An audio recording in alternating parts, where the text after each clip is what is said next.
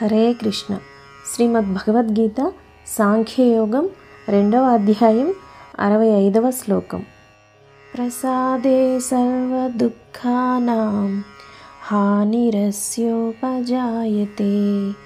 ప్రసన్న చేతసో హ్యాసు బుద్ధి పర్యవతిష్టతే. మరొకసారి, ప్రసాదే సర్వ దుఃఖానాం హానిరస్యోపజాయతే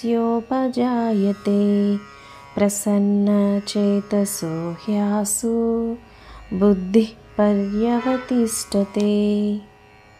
భావం: భగవత్ కృప ద్వారా అన్ని దుఃఖాలు తొలగిపోయే పరమశాంతి లభిస్తుంది.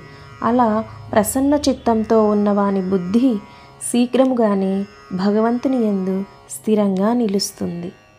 వివరణ: ప్రసన్నత, మనశ్శాంతి ఎలా ఉంటుంది అంటే సకల దుఃఖములను నాశనం చేస్తుంది.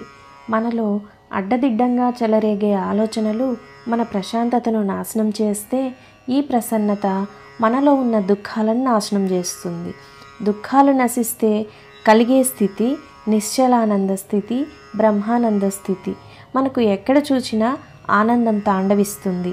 అటువంటి వాడు శ్మశానంలో ఉన్న ఆనందంగా ఉంటాడు. ఎటువంటి విపత్కర పరిస్థితుల్లో కూడా సంయమనం కోల్పోడు. ఇది బయట జరిగే పరిణామం. ఈ ప్రసన్నత, ప్రశాంతత ఉంటే బుద్ధి స్థిరంగా ఉంటుంది. మనస్సు ఖచ్చితమైన మార్గంలో ప్రయాణం చేస్తుంది. మంచి నిర్ణయాలు తీసుకుంటుంది. భగవంతుని మీద ఏకాగ్ర బుద్ధి ఉంటుంది.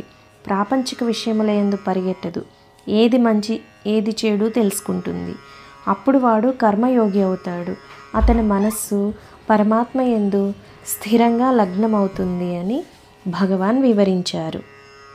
ఈ వీడియో నచ్చిన వారు తప్పకుండా సబ్స్క్రైబ్ చేయండి, కామెంట్ చేయండి, లైక్ చేయండి, షేర్ చేయండి.